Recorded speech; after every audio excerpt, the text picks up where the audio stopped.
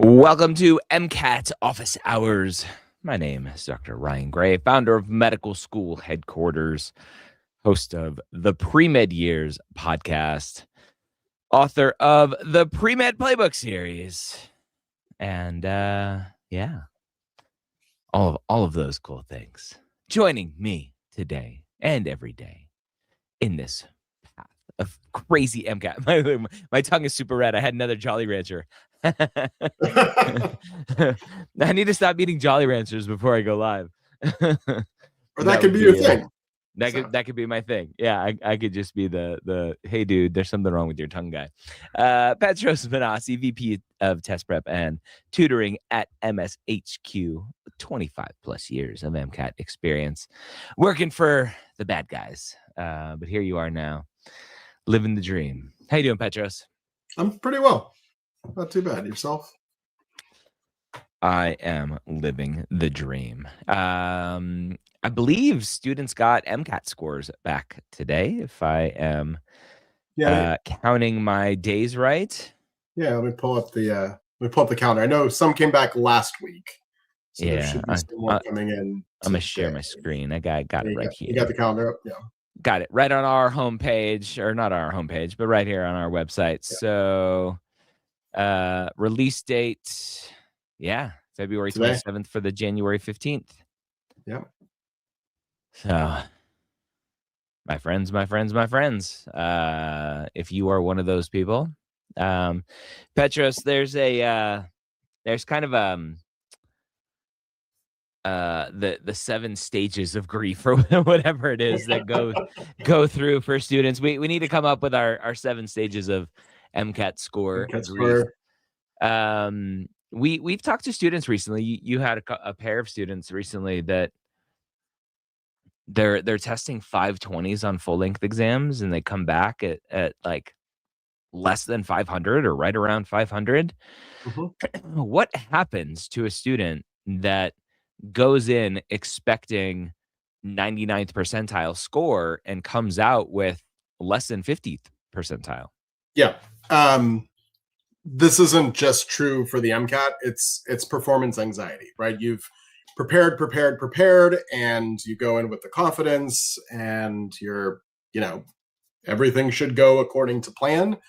But the reality is that there are nerves that set in on test day that you cannot replicate. As much as you try to replicate the real world, environment of what it would be like to take the actual MCAT, you can never replicate those nerves until you're actually in the testing facility and you're actually taking the test. And sometimes something just gets triggered where it's like, this is the real thing. And all of a sudden, when humans are under stress, this isn't, again, specific to the MCAT or specific to test taking. When we are under stress, we have a tendency to revert to old habits without even realizing it, right? I mean, there's actually exercises that are done in the professional world where people are deliberately put under stress so that they do revert to their old habits, so that they can learn what those reversions to the old habits are, so they can then train themselves to not fall into those old habits. And I think that's what mock interviews are. When we do mock interviews are, right? Yeah. Like so that all being said, it's not uncommon to have that happen.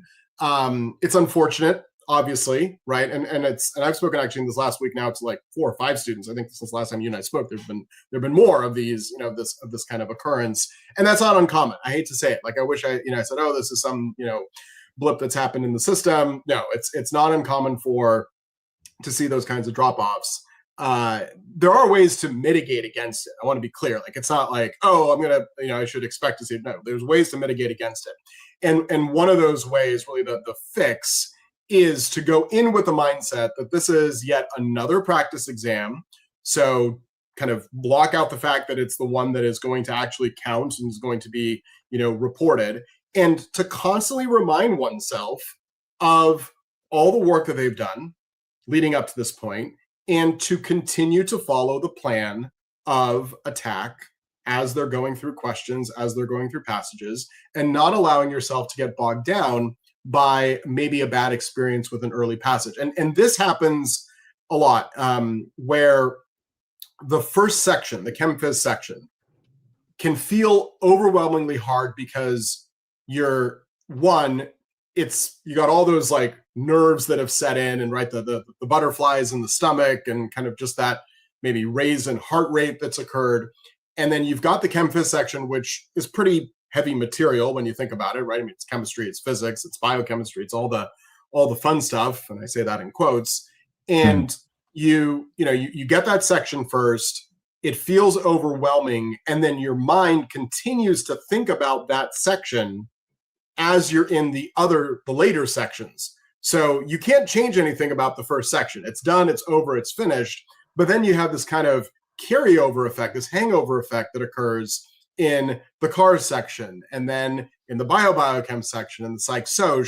And so that kind of, creates the pattern for the day, or creates the mood for the day, if you will. It's kind of like waking up on the wrong side of the bed, right? Your whole day, you're not in a great mood for the whole day. So, really being able to manage the nerves and manage the expectations there, and making sure that you're, taking mini breaks throughout the section to kind of recenter yourself is definitely a good kind of bit of practice to incorporate into your practice exams that you take prior to taking the MCAT. Yeah.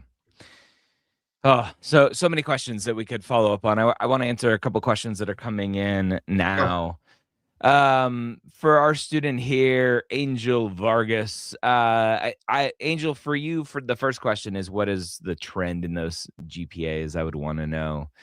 But when you're having initial conversations, Petros, with a student who's saying, hey, I want a 510 plus on my MCAT score, here's my GPAs. What is your discussion on like what a student should be shooting for MCAT wise? Yeah, I mean, well, the short answer is everyone's shooting for 528, right? Like you're shooting for the perfect score. Now, you don't need a 528. I don't know, you tell me. You don't need a 528 to get into med school, right? Like that's the, we know that. You need a 529. Yeah, 529, exactly, right. I've had that one too. People saying, oh, I want a 529. I'm like, oh, no, you don't need a 529. You don't need a 528. I mean, my answer is simple. It's the same answer I give to everybody. Your job is not to fixate on a score. Your job is to fixate on getting more questions right. The score will follow, right? The score is merely a representation of your performance at the end of the day. So, you don't want to go into it with this mindset of, I need a 510. No, you need to learn how to get more questions right. You need to learn how to manage your study time. You need to learn how to develop the critical thinking skills. You do all those things, learn the content, of course, review the content, make the content second nature. You do all those things, and then it's a matter of learning how to endure the exam. I mean, it's a 7.5 hour experience, right? So you have a lot of endurance that you need to build. You need to then learn how to, get good at answering questions, and then get good and fast at answering questions, right? So there's a lot that really has to come into play in order to get yourself to the place that you're kind of prepared to start executing on those numbers. And then it's about building consistency. So my take on this is, don't even be thinking about the number in the early days, right? Because then you're fixated on that number, and you're actually holding yourself back. Your fixation should be on learning how to play the game being, in this case, the MCAT. Mm-hmm. Then the scores start to follow, and then the scores start to come into play, or come into place. Yeah, as you're going through. I want to bring up this question. We were talking about kind of the realization of scores coming in and being disappointed, and kind of going through the grief there. Students retaking the MCAT and getting a lower score, I think, is probably a lot more common than students want to admit, because I think the mental aspect, right? You talked about test anxiety. I'll talk to parents and students and say, the second test, students just put that much more pressure on themselves, because they're like, hey, this is it. This is the one that I have to do better on. And then they come out worse, partially because they never addressed the test anxiety part. Right. Potentially, right? It's a hypothesis. What should a student do here? 506 and now another score 503 after all of that time, hopefully restudying, right? We don't have any kind of insight into what was done in between the tests, but what's your go-to conversation here? Go-to conversation in terms of, well, I'm going to break this up into a couple parts if that's okay. So part one, let's talk about retesting. So, you go take the exam, you get your score, and you decide that you're going to retest.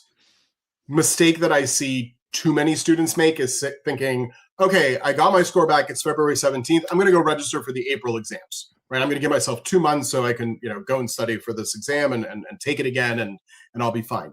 And my question always is, all right, let's take a look at those 2 months and realistically see how much time you are going to have to study for the MCAT.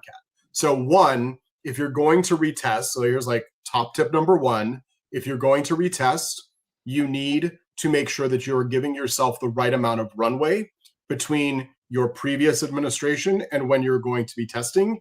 And that really only comes from actually analyzing and being realistic with yourself about everything else that you have going on as far as life, school, right? How much time you're going to be able to dedicate to the MCAT realistically, right? So that's kind of step number one. Number two is really kind of doing yourself the biggest favor in the world, which is to go back and ask yourself, what should I have done differently? Not what could I have done differently, but what should I have done differently when getting ready for that first exam? And if you find yourself in a point where you're saying, I don't see what else I could have done, then I would be surprised if you just repeated exactly what you did the first time.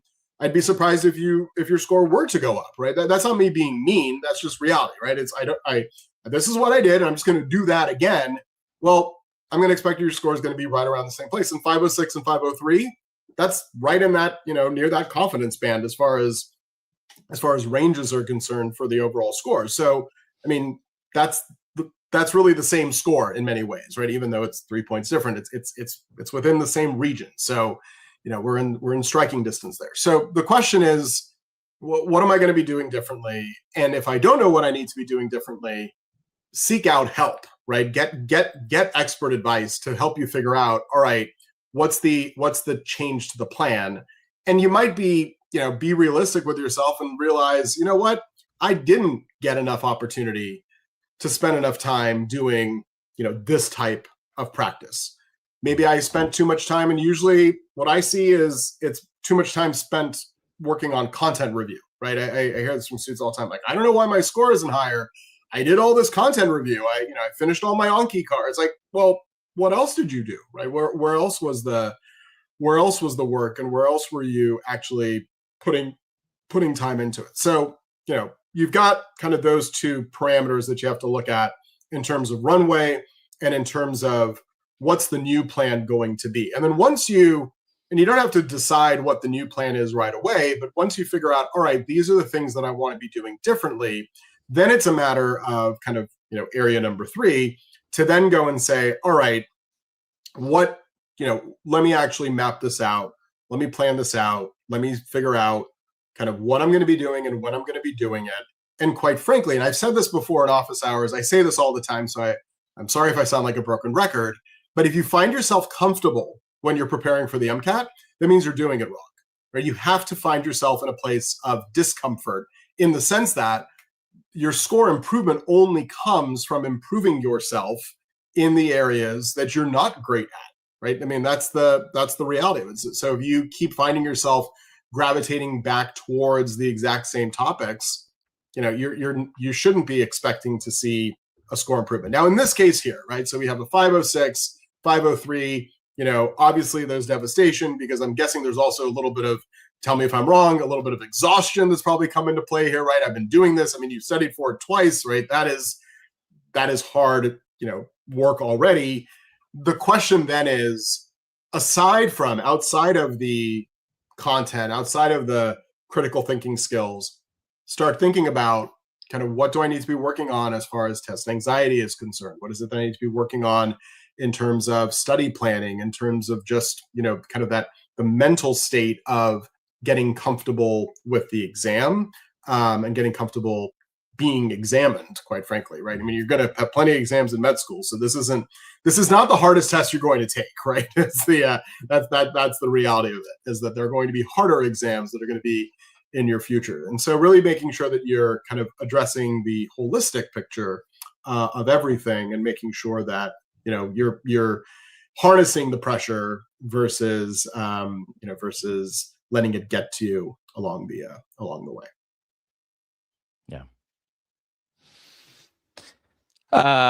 As always, medical school or MSHQconsult.com is always the best next step, right? As Petros, you wouldn't know this because you I guarantee haven't watched Frozen or Frozen 2. I know that I'm supposed to let it go, apparently. That's what Elsa says. Yeah, Elsa says let it go. Anna says when you don't know what the next thing to do, you just do the next right thing, or paraphrasing there. The next right thing, go schedule a free consult, MSHQconsult.com, to go figure out what's next there. Along the same vein, Petros, we have students who are really good GPA wise and who just can't figure out the MCAT. Mm-hmm. This student is offering some hypothesis here, saying, hey, I'm ESL, so potentially that's the problem. We see that a lot potentially as a reason why. What are your thoughts for someone like this? Oh, thank you. I was going to ask you to go back to the same, or to the previous part of the question. So let's go through this kind of step by step, right? So congratulations on the 3.9 GPA. Like that's awesome. So great job, good work, be proud of it. Awesome. However, so here's the caveat. The MCAT does not test you the same way that you are, or does not evaluate you and reward you the same way that you're rewarded in undergraduate classes. So that's the reason, or part of the reason, why we see this discrepancy where there's, you know, this considerably lower score relative to, you know, to the GPA, right? There's nothing that says this GPA directly translates to this MCAT score, right? So if you look at the table that the AMC releases, that's the applicant information. So the applicants with this GPA and this, but there's nothing that says, like, if you're at this GPA, you're going to get this MCAT score. If that was the case, there would be no MCAT, right? Like the reason why the MCAT exists is because of, one, you know, there is this need for standardization. So they want to have everybody measured against the same curve. And so that's, you know, also part of it. And then at the same time, the MCAT is testing a different set of skills relative to what you were rewarded for with your GPAs, right? GPAs are reflective of, and obviously this isn't entirely encompassing, but kind of just on the surface, they're reflective of how you performed in a very specific class at a very specific point in your life, right? Like that is what the GPA is showing as far as your grades are concerned. And quite frankly, also how the professor rewarded you, right? So for instance, you might have a chem professor that 80% of the grade is based off of lab. You might have a chem professor where, you know, none of the grade is based off of the lab. If you're really good at lab, you would have done well in the class, right? That was 80%. I mean, that's probably not true anywhere, but it's that kind of, it's that kind of leniency that the professors have as far as how they're grading, and the departments have, of course, as they're grading. And then, of course, you know, it varies from institution to institution, right? This isn't a ding, but there are certain institutions that grade harder than other institutions, right? There are plenty of institutions that are still out there that still give out, you know, what in the old days was called, I don't know if this is correct to say anymore, but like the gentleman's B, right? That was everybody got a B, and then the people that were really good got an A, and if you were really bad, you got a C, right? Like that was you had to be really, really bad. Whereas, you know, some schools, they point out, you know, point blank say 60% of you are getting a C, right? Like this is not, like, that is how the curve is going to be. So it really does vary as far as those grades are concerned. But obviously you want to maximize your GPA as best as you can, given the circumstances that you have, you know, whatever institution it is that you're at. The 122 on the cars could potentially be contributing to the performance on the other sections. I mean, with a 492 and a 496, the other sections were also going to be low, right? I mean, I haven't done the math yet, but I mean, they're going to be low. And the reason why I say the cars that could have contributed is that obviously a big portion of the exam requires you to read passages and extract information from the passages and apply critical thinking skills and marry in information that is content that you know into those passages. So and to be able to answer the questions. So, there's probably some level of critical thinking analysis that needs to be developed, not just for the car section, but also for the sciences sections. And then, quite frankly, also what isn't said in this question. And so I'd love to know what the answer to this is. This goes back to my previous statement that the GPA is a reflection of your grades at a certain point in time, in your life. You might have gotten the A in chemistry in your first semester, your first term as an undergrad, but you didn't take the MCAT during your first term in undergrad. You take the MCAT in your third or fourth year. So maybe there has been some time and you haven't been using the chemistry. So yes, you have the A, you have the 4 points from the chemistry class, but that doesn't necessarily mean that knowledge has been retained in the time period because you haven't been using it. And that's not your fault, right? You take your chem class, then you go take your physics class, and there's no chemistry in the physics, and there's no physics in the chem. So, you forget it. You don't actually use it at the end of the day. If the MCAT was testing you on neuroscience stuff that was upper division, I'm sure you would have done a little bit better, but the bulk of the exam is not. So, right, it's introductory biology that's tested. So there's also that kind of that timeline that has to be accounted for as well. And, making sure that you're spending time reviewing the right things, not too much in depth, because the MCAT is a very superficial exam as far as the level of depth that it tests you on in terms of the content as well. So there's a lot to unpack is what it comes down to. So I would say definitely seek out some guidance, some preparation, should you decide to take it a third time. Oh man, a friend here. Question about strategy for cars. The approach, whether you have, I'll expand the question a little bit. Different strategies for different sections, same strategy, like the example they give here, read the passage or questions first.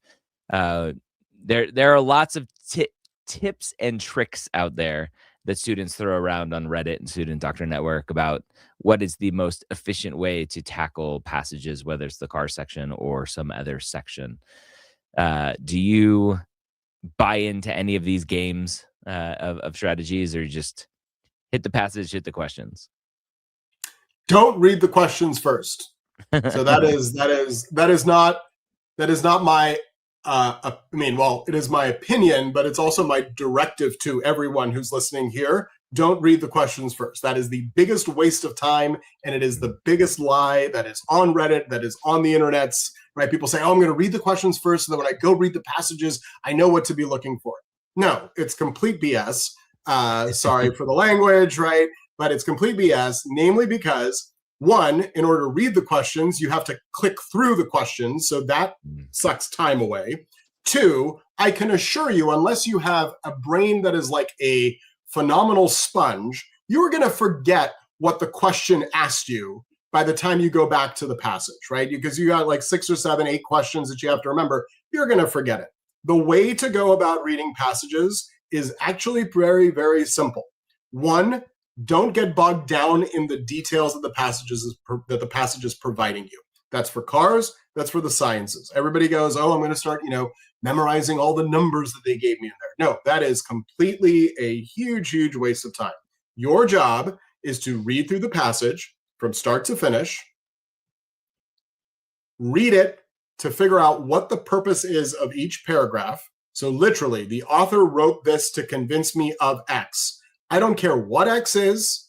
I just care that the fact that that paragraph was written for the purpose of explaining X to me, whatever that might be. So you're reading through for the purpose of each paragraph, plain and simple. Then you go to the questions, and the questions dictate to you what work you need to do. And what I mean by this is, I'm going to shift from cars here for a second. In the sciences, they might be explaining an experiment and they're like, and these were the results, and here's the table, and blah, blah, blah, blah, blah. And it's so easy to fall in the trap of, I'm going to go through and actually analyze the table and analyze the results. They might never ask you a question about the analysis of the results from the experiment. But if the question asks you to do that, then go and do it, right? Like that's the key. The reason I say don't get bogged down in the details is that's a time waster. So, for the cars section, they might say, and, the author believes this because, and then they list out 50 books or something. Like, we don't care what books it is that the author is referencing. All we care about is that they listed out 50 books to justify their opinion or whatever their argument is. So you're reading for the purpose of each paragraph, and you're reading to figure out what the overall argument is of the passage. What's the point that they're trying to convince you of? Because I can assure you that the questions are going to ask you things like, what's the argument that they're trying to make? Or which of these following statements would counter the argument that they were making, right? So they test to see if you understood what the argument was by you proving to them that you can show them what the counter argument would be, right? So if I know what the counter argument is, then I know, then I can figure out the other direction. Coincidentally, we have a cars strategy session that's free tomorrow night. So come to that if you want. So that's the come to that. Premedevents.com. Events.com. Go check that out. All right. good question. Yeah. Carolyn asking a question. Any chance of getting into medical school in the U.S. with that 506 to 503? There's always a chance. I will tell you, an admissions committee is not going to like that decrease in score. But there's always a chance. As the following student wrote already, I got accepted into Texas A&M with a 502. Congrats. That's amazing. All right. That's right. It was match day in Texas yesterday, right? It was match day Friday. Friday. Yeah. Yep. February 13th. We have a presentation, a little deck to go through. We got a question. We got a question. Figured be fun to MCAT prep together. Yeah, exactly. Right. So everybody can follow along. I say this all the time, right? The goal is not to try to get this question right. I want you to really pay attention to kind of what the what is in here in terms of the process. So that's that's my disclaimer as far as what we're going to look at here. So Leo the Lion, you probably know where this is going. So here is kind of, again, very typical MCAT-y style question.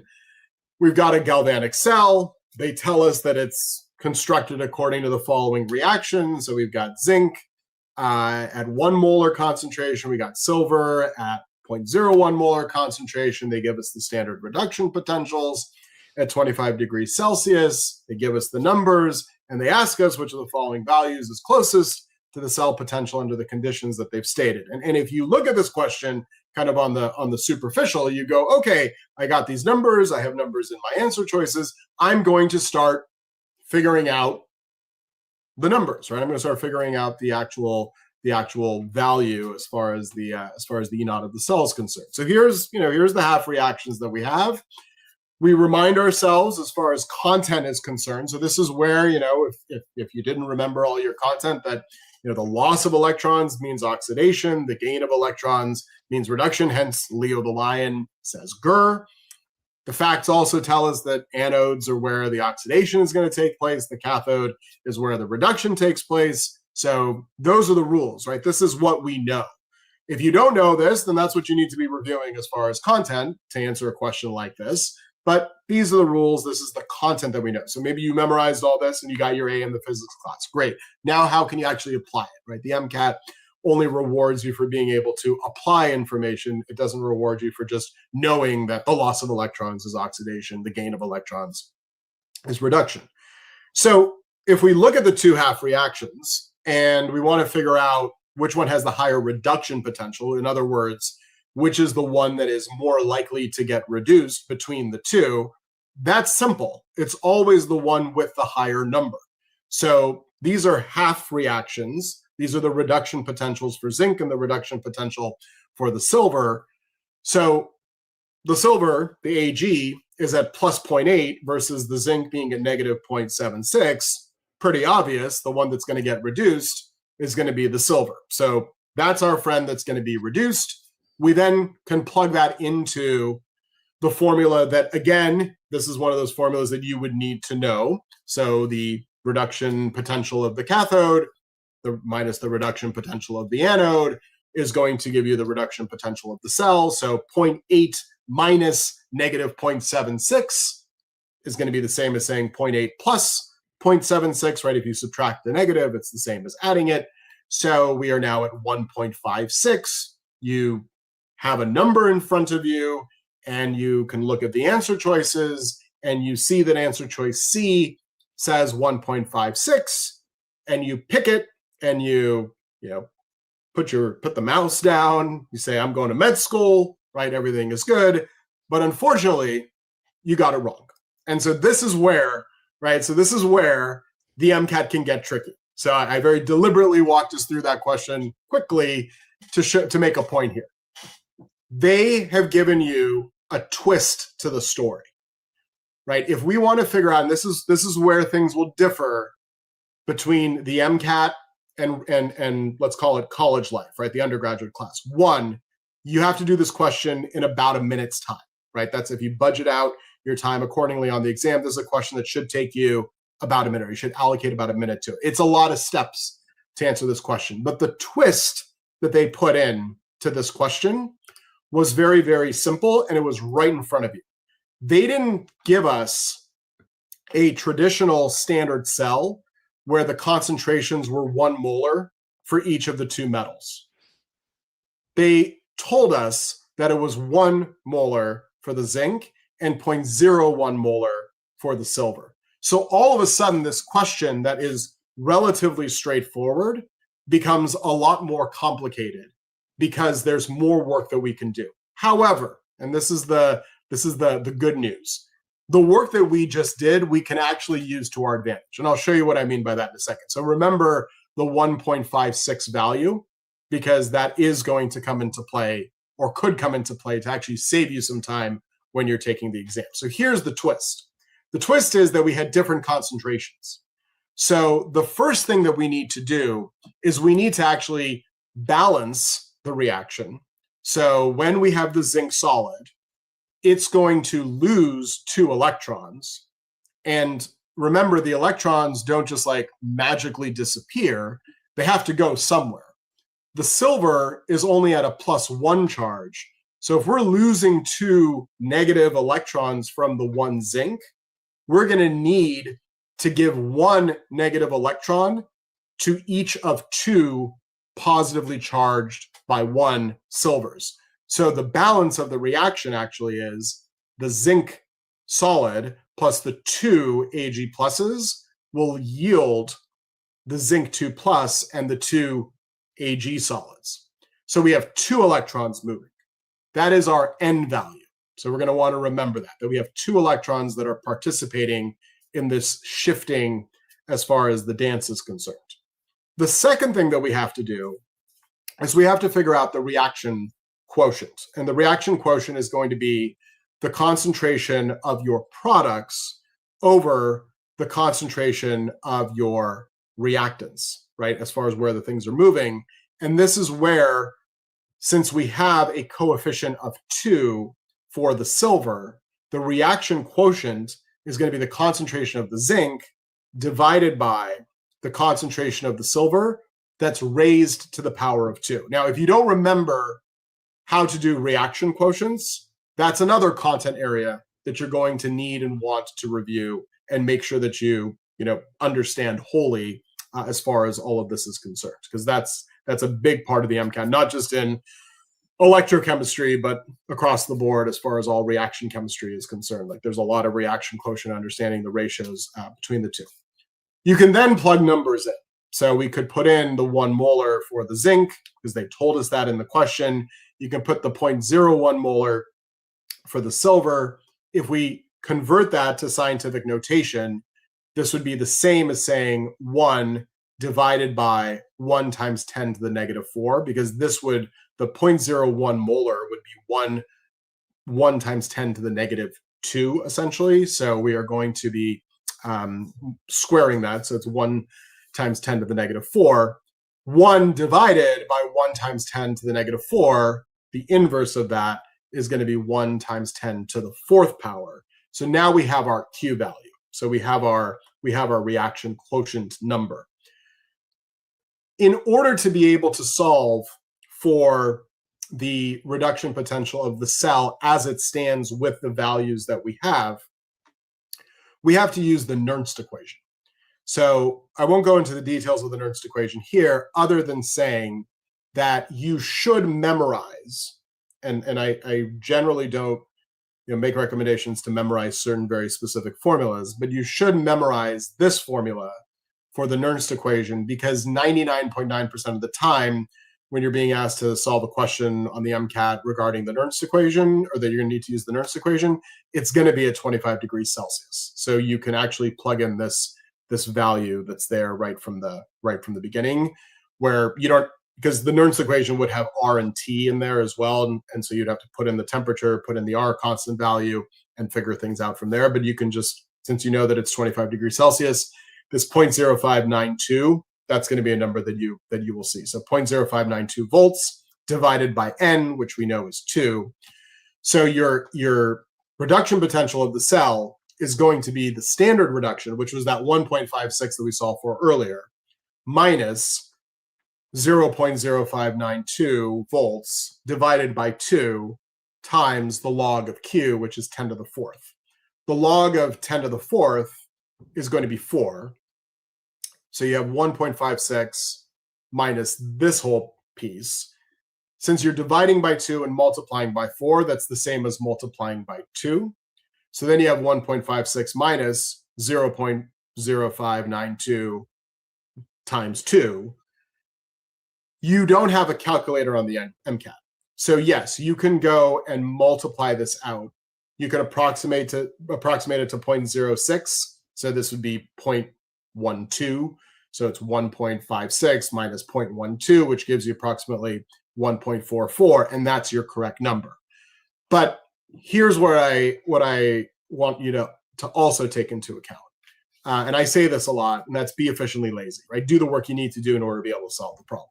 If you know that 1.56, that number that you solved at the beginning, is the standard reduction potential, and you know that you're going to be subtracting from it, you already know that your correct answer can't be answer choice C or answer choice D.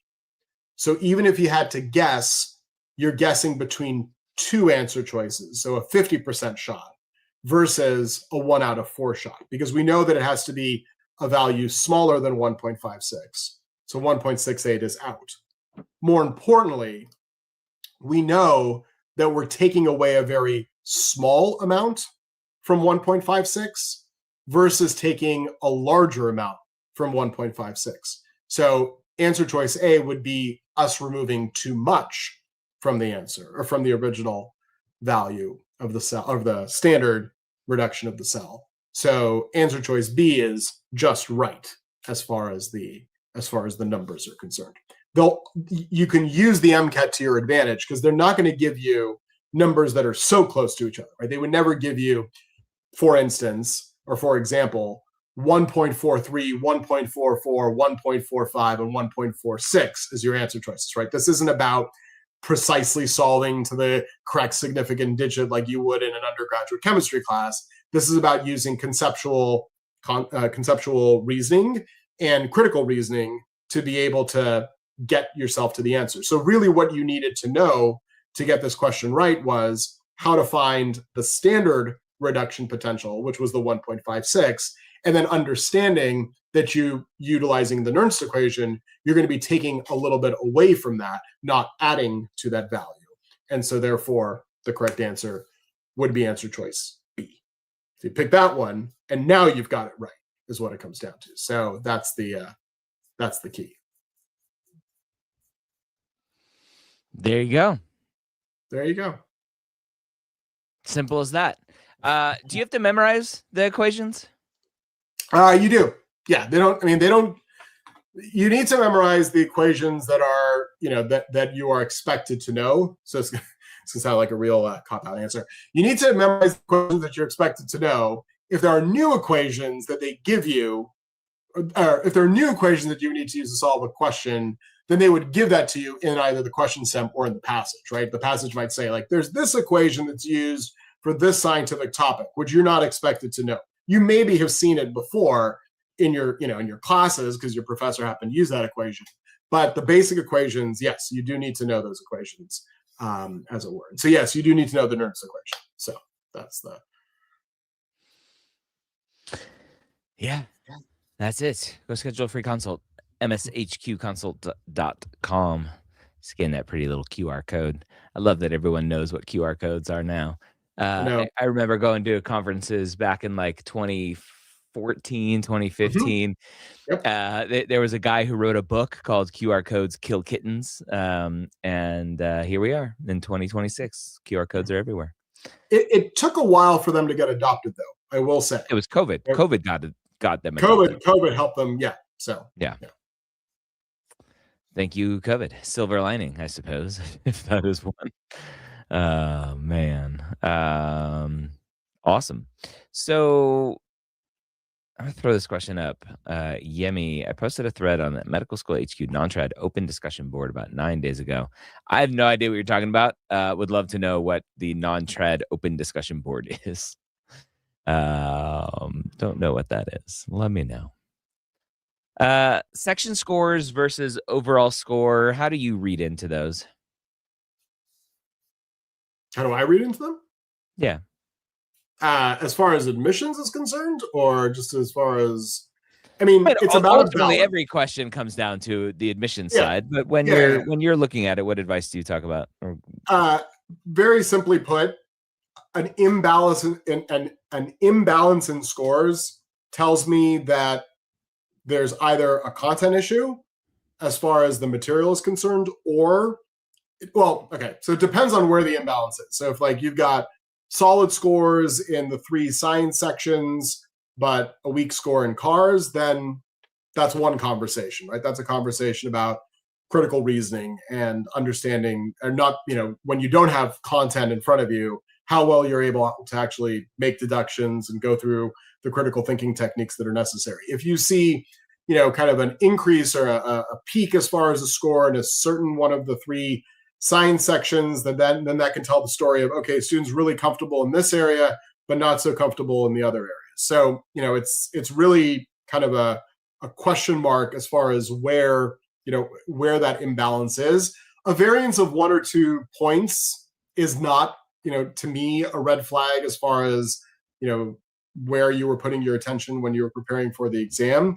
But if you see a very large difference, like 3 or 4 points between sections, then that's a very clear indicator that that's where you're going to need to be focusing on as far as your preparation is concerned. So, yeah,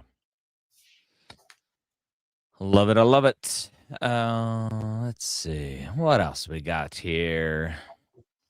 This happens every once in a while. 1 step forward, 2 steps back.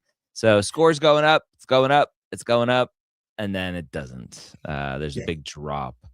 This derails a lot of students. Mm-hmm. They think they're on the right path, and then their confidence is shook. Mm-hmm. Where do they go from here?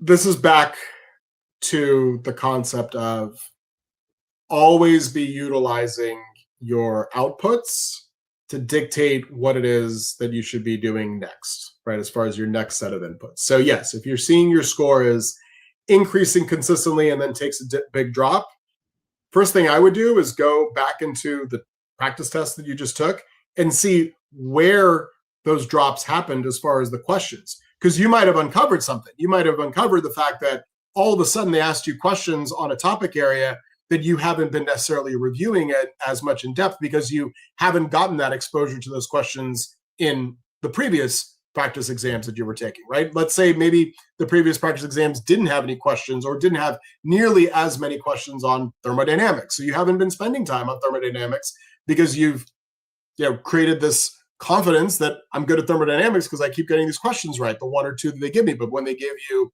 9 or 10 or 12 of them, all of a sudden there was a drop that occurred. And so that's fine. I mean, it's a practice exam. So use it to your advantage. Use it to figure out what it is that you need to be working on next. There's that. I would say don't lose confidence, right? It's really easy to lose confidence. You're like, oh, I'm improving, and now all of a sudden I've got this drop that's occurred. Sometimes that happens, and I say this hopefully in a nurturing tone. Sometimes it happens because you have been focusing so much on a given area, right? It's not. I mean, let's say you're, again, hypothetical situation. Your ChemPhys score wasn't great. Your biochem score was solid. Your psych-soc is solid. Your CARS is fine. So you've been focusing like full throttle on ChemPhys. And then you go take a practice exam and you see your ChemPhys score go up, but you see the other sections go down and you go, oh no, right? My score's gone down, or I've stayed exactly the same. That's not your fault, aside from the fact that now you need to balance things out and make sure that you're giving yourself enough preparation on the other side. So this is where interleaving really comes into play, right? This notion of making sure that you're kind of mixing things up, for lack of a better term, as you're going through your preparation. So you're not, overly fixating on one area versus the other. And Morgan, I would also say, and true for anybody, don't be too hard on yourself, because if you're seeing an increase and then you took a little bit of a drop, assuming the drop wasn't like back down to below where you started, right? Nothing ever goes up in a perfect linear line. Like you see increases, like the stock market, right? It goes up and then it goes down a little bit, then it goes up and then it goes down. The net is what you're looking at, right? The overall is what overall trend. Yeah. It's like losing weight. It's never Exactly. The scale never goes down every single day. It goes down, down, up, down, down, down, up. Definitely not during winter time when it's cold and you just don't want to do anything. So that's yes. All right, some good questions today. Talk about the winter, the spring immersive that we have coming up. Yeah, the spring immersive, coincidentally, will start during the last couple weeks of winter, but it's the spring break immersive, so it's a week of group instruction that will be starting on March 9th. So group instruction in the sense that we offer tutoring services, which are one-on-one. We offer our immersive programs, which we just wrapped up our winter immersive program. So we have the spring break immersive. It's basically 6 days straight through. So there's a schedule that you can see very, very briefly. You can go to our website, you can see it. There you go, zoomed in. So basically 6 days, 6 hours a day of problem-solving sessions as you're working through the material. So what we'll be doing is literally just spending time in a group setting, working through MCAT problems. This isn't designed to be, the fix-it for all of your MCAT prep. This isn't, I wish we could in a week get you ready for the MCAT. The idea with this is to really get you exposed to the problem-solving skills, the critical thinking skills, and help you identify what it is that you need to be focusing on as you're going through a good variety and exposure of the material that's on the MCAT. So that's what's going to happen during those weeks. You can either do 1 week or two. So if you wanted to, if you got a longer spring break, you can do both weeks, because the questions will not overlap. And then included in that is also 5 hours of private tutoring that you'll do ideally after the spring break immersive, because your days are going to be pretty impacted during the 6 days that you're in the immersive itself. So you can also do it beforehand, but really the intention is that you would do it afterwards. So that's coming up. MCATimmersive.com. I just put the links there. Go check those out. Any last questions before we run away? Just going back through the questions, see if we missed anything. I don't think we did. All right, friends. I think this is a good place to wrap it up. Petros, thank you for hanging out, sharing your 25 plus years of MCAT wisdom with the kids. Thank you. Appreciate it. Any parting words of wisdom for everyone?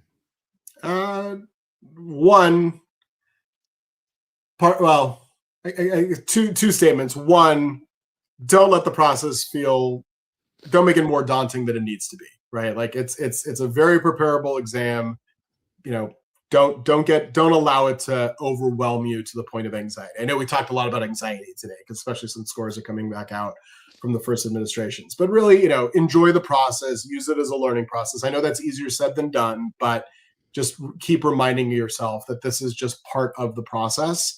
And two, make sure that you partake in some kind of preparation. And I don't think there's a pre-med in the world today that doesn't prepare for the MCAT, but you'd be surprised. People think, oh, I'll just cram this in for the next 2 weeks and then I'll go take the MCAT. That's my preparation. It's like, make sure that your preparation is very diligent and guided as you're going through the material so that you're not, finding yourself in a situation that you don't want to be in a couple days before the exam. So Hunter asks a very personal question. How do you maintain your sanity after 25 years of MCAT? Hunter, you assume that there is some sanity there. Yeah, that's my answer. Is don't assume. Don't assume that. Don't assume. I'll tell you. I keep my sanity. So that's actually, it's funny they asked the question. I keep my sanity because I know that if I can help students figure out ways to unlock this thing and work in the field that they want to be working in, then that keeps me going. So yeah, that's a genuine. You do it for the people. No, I mean, seriously, it's a big game is what this is, right? The MCAT is just a big game, right? So big game. It's all a big game. And you are the coach. All right, friends, we will end there. Have a wonderful day. We'll see you soon. Bye-bye.